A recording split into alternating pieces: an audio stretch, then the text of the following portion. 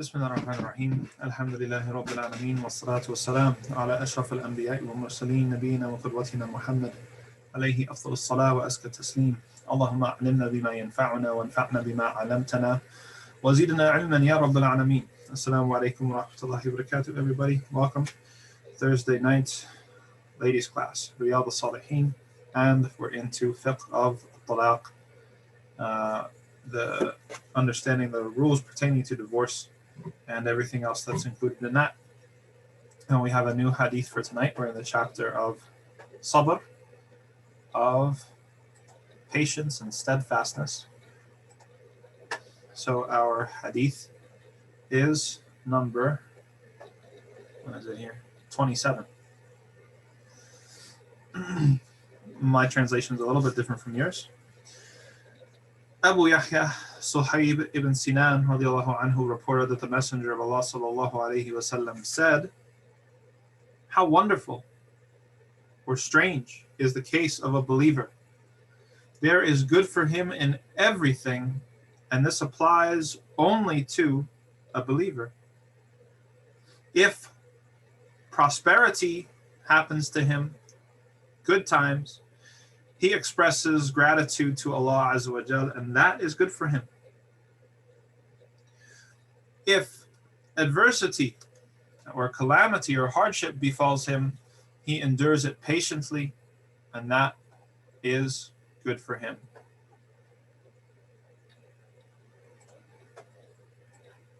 This is a famous hadith of the Prophet ﷺ. It's agreed upon, or excuse me, it's in Sahih Muslim. So we can be convinced and at peace as to its authenticity. And this hadith establishes the fundamental attitude and perspective and worldview of a person of faith, that everything is good. There's almost a contradictory message, or what appears to be a contradictory message at first, because the beginning of the hadith says that everything is good, all of it is good. And then the hadith continues on to say, if good happens, then etc., etc. If bad happens, then it's good. So at first glance, not everything is good, right? If we're saying that if good happens, then it's good, and if bad happens, then it's good, there's an acknowledgement here that bad stuff happens. So this isn't like a, this isn't like a cult, right? Where we're kind of just like policing each other and they're like, it's all good, right? No, bad things happen in a relative sense, or I should say that's the lesson, that it is bad in a relative sense. We're going to experience hardship. We're going to experience sadness. We're going to experience loss. We're going to experience failure. We're going to experience rejection. We're going to experience humiliation, even danger, deprivation, some of us, yes. The hadith isn't telling us that these things don't happen. No, these things are a fixture, a permanent part of human life. However, what the hadith is telling us is that it does not doom us. It doesn't have to conquer us. It doesn't have to break us. It doesn't have to become our entire world, and our entire live existence doesn't have to be the story of a victim. There's a way that you can turn it. There's a way that you can flip it. If we can't control what's coming at us, we can at least control our orientation towards it. And if we orient ourselves towards it, what's the guarantee? The guarantee isn't that you're going to live a carefree life. It's not that you're never going to have any trauma or triggers. It's not that you're going to be the most peaceable, non-stressed person ever. These are not what the hadith is promising. Islam doesn't promise that to anybody. But what it does promise is that all of what you go through and what happens to you will ultimately be good for you. It will ultimately benefit you. Even if there's some negative side effects or consequences along the way due to your hardship. Even if it makes you a disorganized mess. Even if it makes you feel on edge.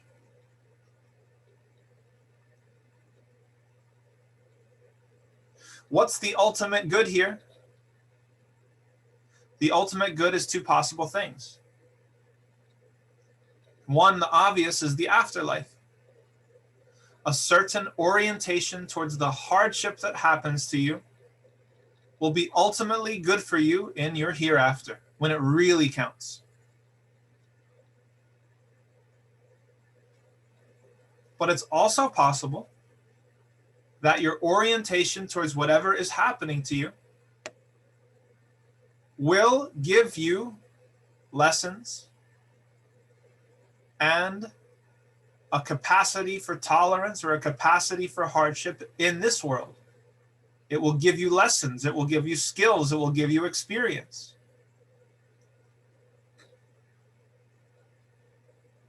But this is not an automatic formula. This doesn't happen to everyone who experiences hardship. It's set up for such a person. That's the situation, but it has to be unlocked and unleashed. What unlocks it or unleashes it is our orientation towards it, which is, in the end of the day, the only thing that we can control.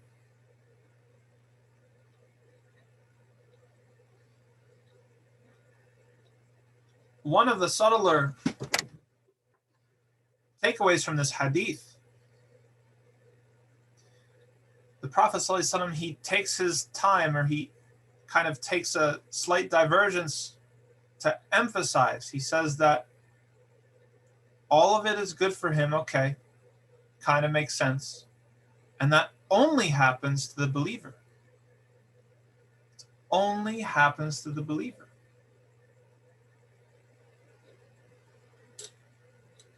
What does that mean?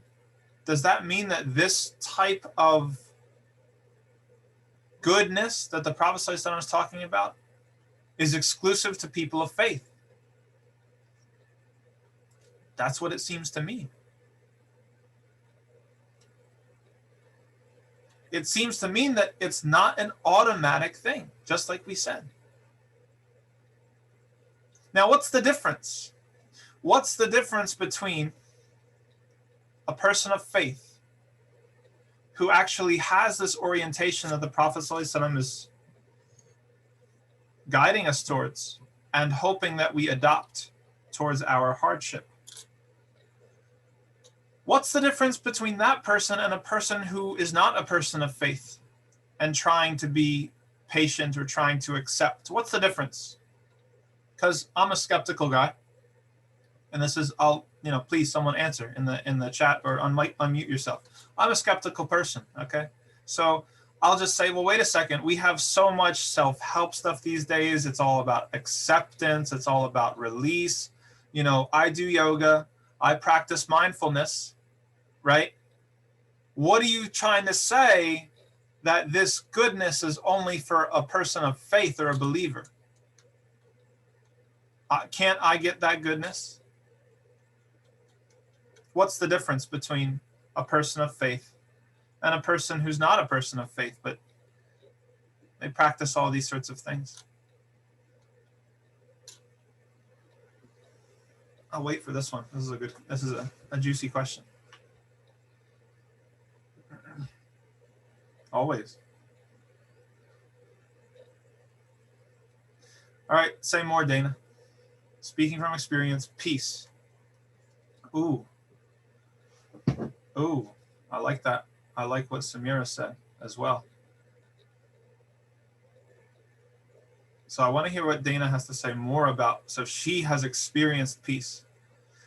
Wait, are you trying to tell me, Dana, that it's not I can't achieve peace by just doing yoga and meditation? Because that's what I was kind of hoping for. What is it about faith that promises a higher level of peace than the other kind of popular forms of quote unquote enlightenment? And while I wait for your response to that, the other response is believer is doing it for the sake of Allah. Ooh, intention, mashallah, and not world. So Just go ahead, Dana. I can't type that fast. Yeah, I understand. I'm old. So the thing about doing yoga and mindfulness is that that's what you're striving for, is like that's the end of it. Because I did yoga and mindfulness before I converted, but it was always very selfish.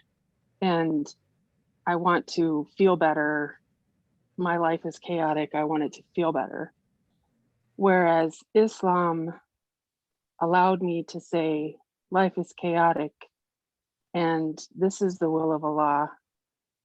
So I'm going to be patient through it and grateful, look for the ease and the hardship.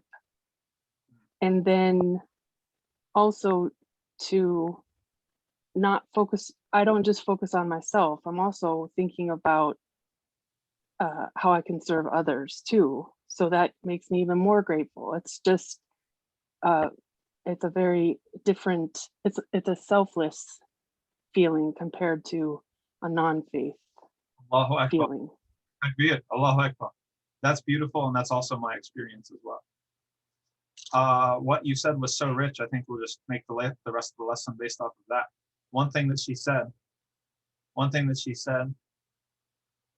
and if I might sum it up in a word, transactional.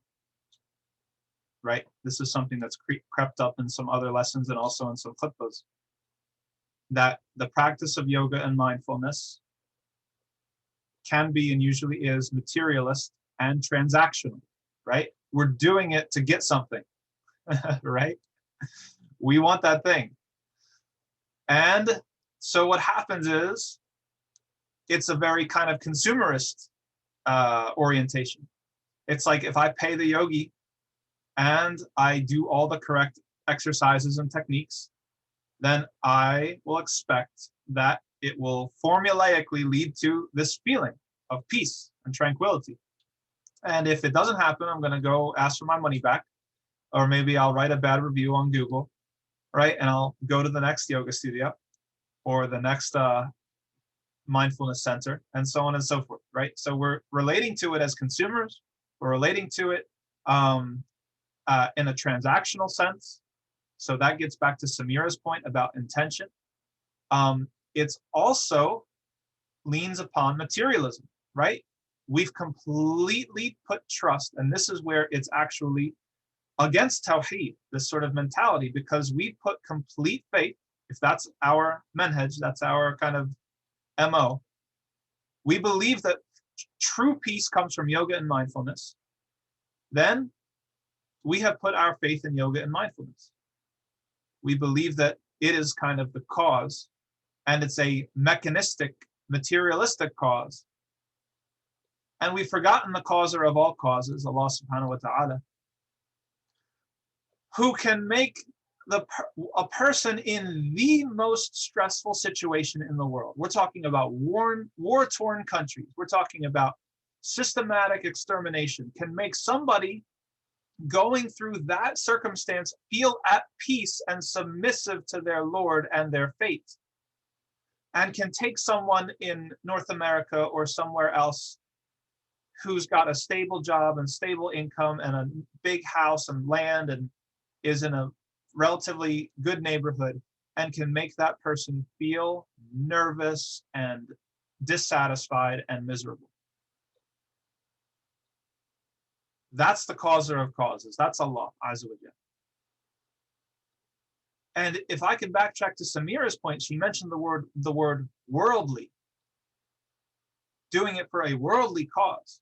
If we're going to hang our hat on one, take my hat and hang it right here. One, you can see my COVID cut.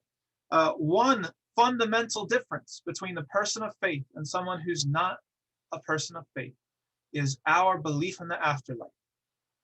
That's it. That's one of the most fundamental things. And we believe that at the end of the day, the selflessness that Dana was talking about can only truly come about if we believe in an afterlife. If this life is all we have, it's too hard. We're too selfish. We're going to die. You're going to be worm food. And you're only going to be young for a little bit, and you're only going to be attractive for a little bit before you get old and rickety. So you want to maximize, you want to consume, you want to do this, you want to do this, all this sort of stuff, right? Live life in the fast lane. What's missing is that there's another life. This is not it. When you believe that there's another life coming later, it's freedom. It's freedom to accept what goes on in this life, to not have an orientation, the consumer, where you have to go out and you have to get every experience and you have to get every sort of even piece, something that I can buy or sell on the marketplace, something that I can obtain through the fruit of my labor and the wages that I earn. That's the hamster wheel of materialism. Once you believe in the afterlife, boom, the cage falls apart. You're free to be selfless. You're liberated.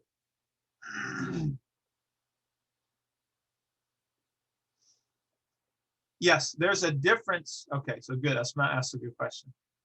Asma asked the golden question. Steadfastness, sabr, doesn't preclude being angry or emotional over your circumstances as long as it doesn't cross over shirk boundaries. Did the Prophet ﷺ cry when his children passed away? Yes, he did. Who would dare say that the Prophet ﷺ was not patient? But sabr, patience, communicates control of your outside to a reasonable extent, right?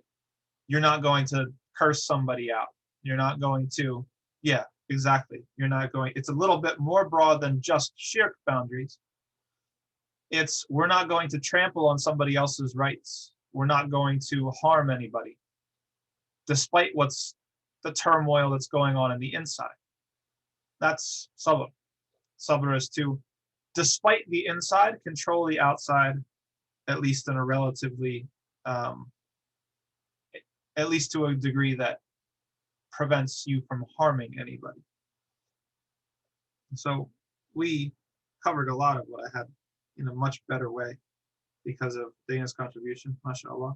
I guess the last thing I'll say is this, is that what makes Islam, I'll preface it by this. If you're on social media, you're on Facebook, you're on Instagram, you're on, whatever have you, you see that there is a entire industry of self-help, right? Therapy, self-help, mindfulness, yoga, meditation, breathing, relaxation, all these sorts of things. Now, this is not to say that none of this can be beneficial. This is not to also say that people don't live through some horrible trauma and need to experience therapy. We're not touching that at all. But there's a fundamental difference between Islam and this entire industry that has crept up. This industry that has crept up in response to people having less and less faith in Allah, less and less faith in the afterlife, which is that Islam requires you to challenge the self. It requires you to challenge the ego. It doesn't take for granted the sacredness of yourself, your opinions, your way of making sense of everything, right? Which is what happens with the consumerist model. If peace and tranquility is something that I can buy from a yoga studio or through an apprenticeship or through some sort of experience, then I'm keeping myself completely intact. I'm fine. Peace is out there. I need to get it and bring it back to me, which is the selfishness bit, which Dana said. This doesn't challenge the self at all. What if you're wrong? What if you've got it completely backwards? What if the problem is you? You can't be patient? You think you're just going to breathe a little bit differently and you're going to become patient? What if the problem is you? What if the problem is your attitude, your orientation, your lack of belief, your lack of faith? Islam challenges the self.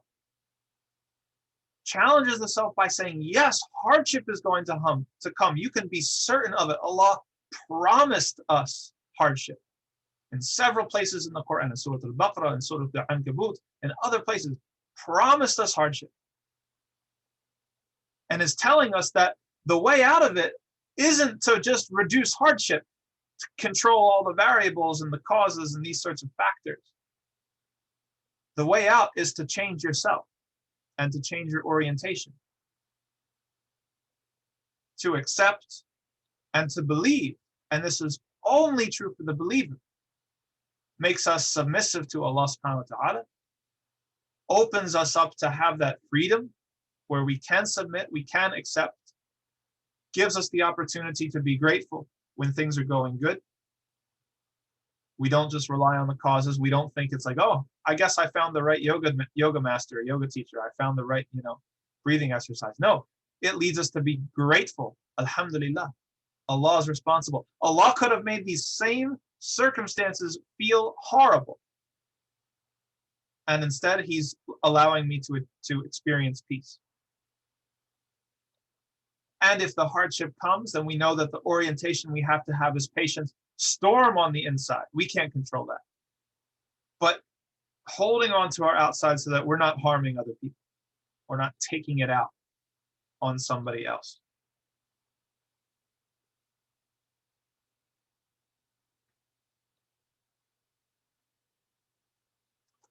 Very, very fundamental hadith. Okay. Switching to divorce. Nice sunny topic. Okay, here we go. So we're nearing the end of divorce. Maybe this week and next week, inshallah. Today we're talking about exceptions, different sort of things that people can say in the pronouncement of a divorce. Do they count? Do they not count? Okay, conditional statements, whatever you can think of. Okay, and these fall into two main categories. Okay, but one of them is really the important one. The first one is the conditional category. What if somebody makes their pronouncement of divorce conditional upon something else? Does it happen? Is that a legit divorce announcement, or does it not happen? The scholars asked the question. They looked at the different types of things. They said, okay, there's three main types of conditional divorce pronouncements, or three types of conditions upon which divorce announcements can be made conditional. So the first of which is choice, okay, or will.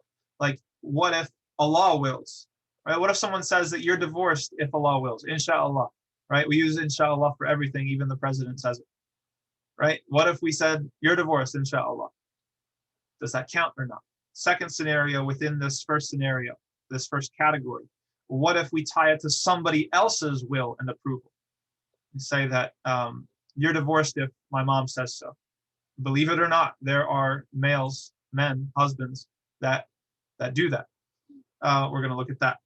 Second category of conditional divorce is some sort of occurrence, some sort of happening that's going to happen in the future. And the scholars looked at things from three perspectives. Is that thing likely to occur? Is it certain to occur? Or is it kind of 50-50? The third type of thing is the discovery of some sort of information.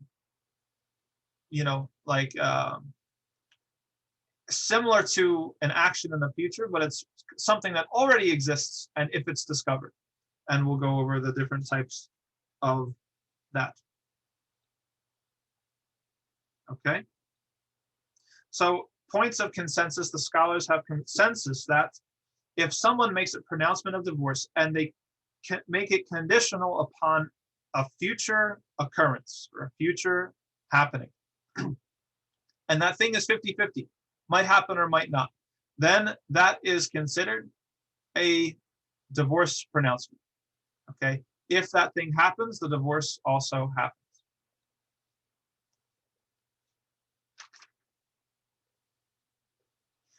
Well, let's back up for a second. Let's talk about the first category, which is if somebody says, Insha'Allah, okay? Let's say, you're divorced, Insha'Allah. Does this sort of thing, is this a valid divorce pronouncement or not? The schools of law are split right down the middle on this one.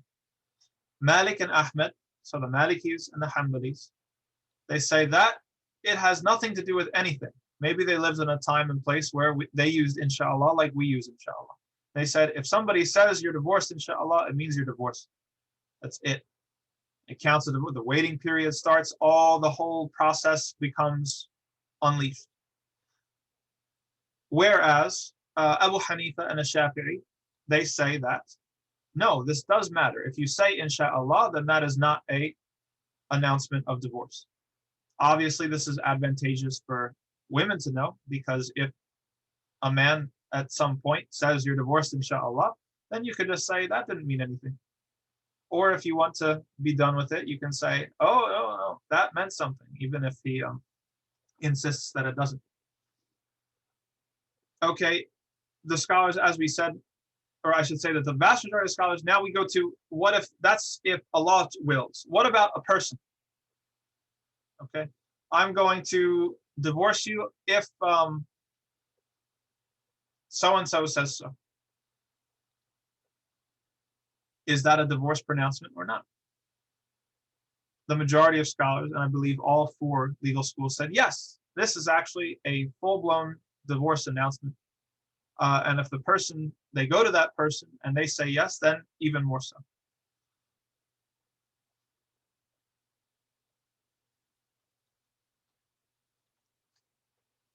The scholars are also agreed that if there's a conditional divorce on a future happening, and that thing has to occur, right? Let's say if somebody says, you're divorced if the sun comes up tomorrow. The scholars are unanimous that this is an announcement of divorce. There's no getting out of it. He can't backtrack and say that's not what he meant or whatever. What they do disagree about is, when does the waiting period start? Does it start right then and there because we're certain that this thing is going to happen? Or does it wait until the actual thing occurs? In this case, the rising of the sun. Majority of scholars say you have to wait until the actual action occurs. Most of these, I mean, these are kind of, they might sound strange to you, okay, these specific examples, but the principle that carries the day and what the scholars were looking at is that divorce is not something to be played with, right? So we don't want to have a scenario where husbands are able to kind of dangle this thing as a threat over women and then take it back and say, well, no, that's not what I meant, right? Because one of the mechanisms in Islamic law that protects women is that the process of divorce, it automatically happens. You don't have to wait to go to a court. You don't have to wait to go to a mufti or an imam or anybody. Because if you did, then there could be, maybe the husband pays the imam, maybe the husband pays the whatever. And then there's all this kind of entryways for abuse. So if the thing just starts automatically and it has a clear end period when the thing is done over, then that benefits the woman. It gives her a clear end to look forward to. She can't be jerked around. She can't be kind of kept in limbo. And Allah went out of his way to specifically blame and threaten people who kept their wives in limbo, divorce or not divorce, divorce or not divorce. So all of these sorts of things, and they cover lots of crazy different issues. If somebody says, I divorce you, half a divorce, or I divorce your hair, or I divorce your, they do like if they try to chop it up, cut it, play with it, do with it, whatever they want, the vast majority of the time, the scholars are saying you can't play with this thing. That if you set it, it's divorce and the clock starts ticking. And now you have to undo the damage that you did and reconcile, or allow it to expire and be done.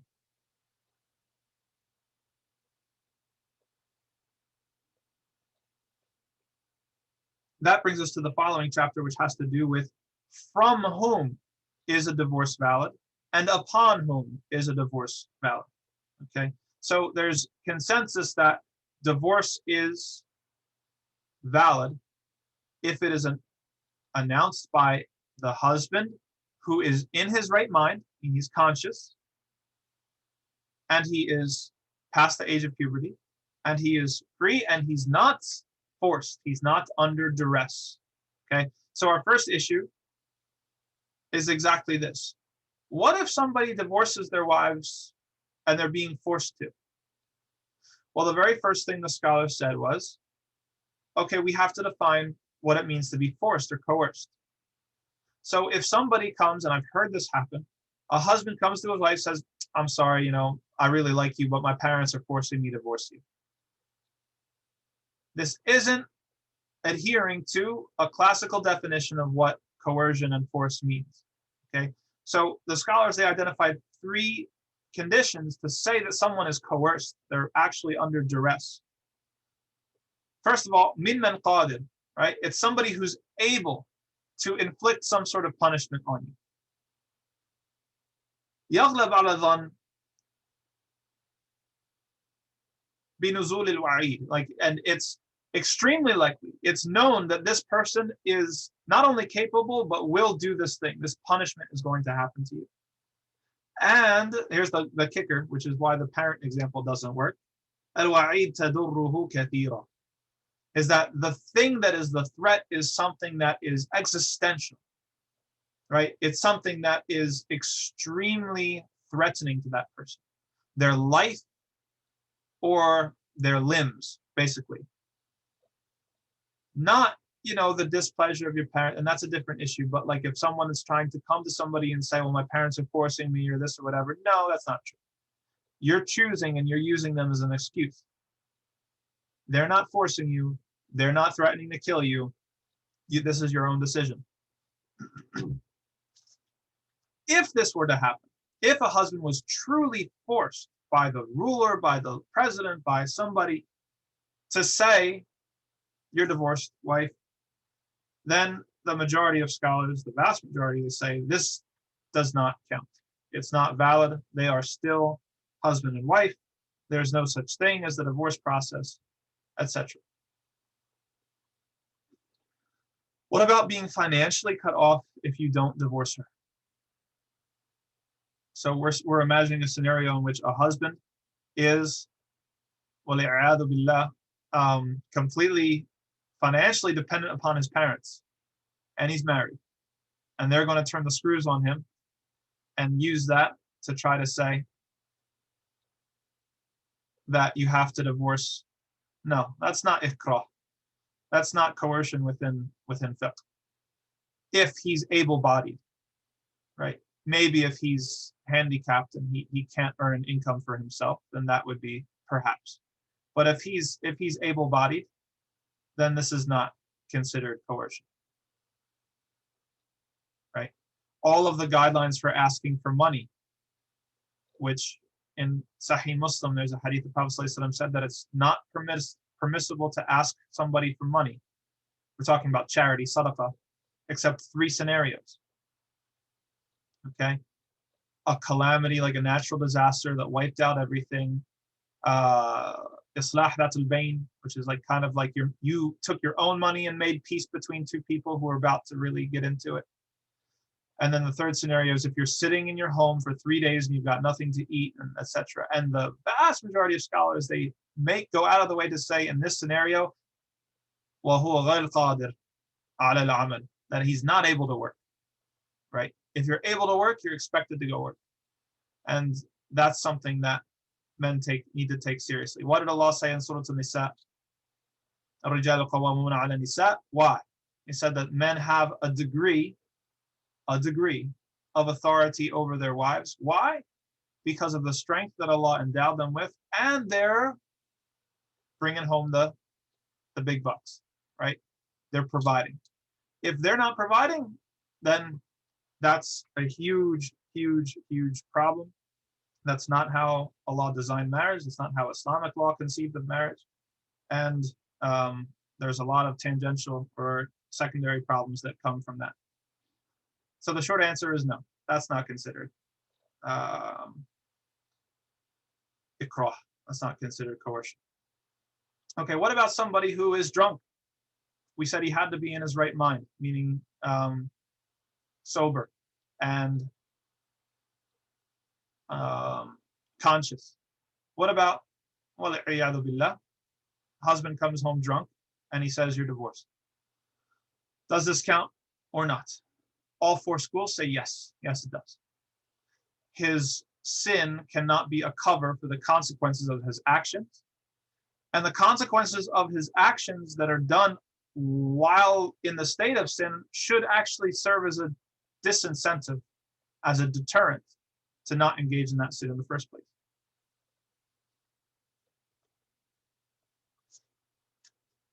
Okay, that issue is not relevant. That issue is not relevant. And that takes us to the end, and we're out of time. Perfect. So then what's only left of divorce law is situations regarding women. Actually, okay, that's very easy. So this should be common sense that if someone is divorcing somebody else, that woman has to be his wife.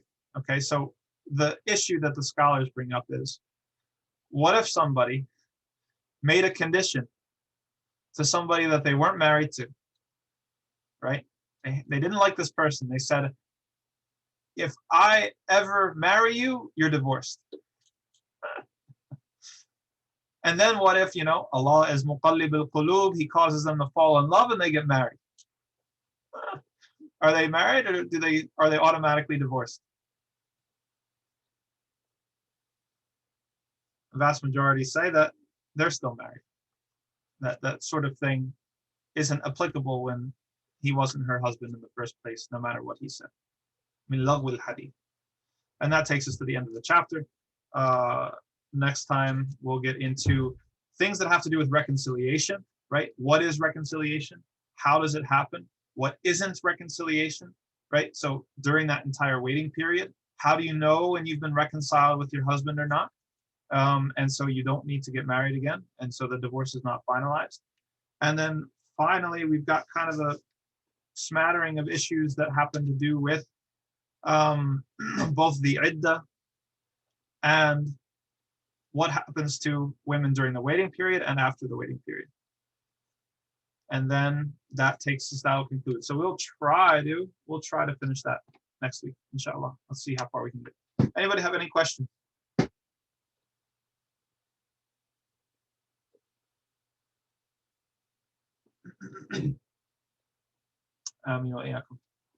Thank you very much, everybody, for your participation. Great contributions tonight. Alhamdulillah. Walillahi alhamd. Wassalamu alaikum wa rahmatullah.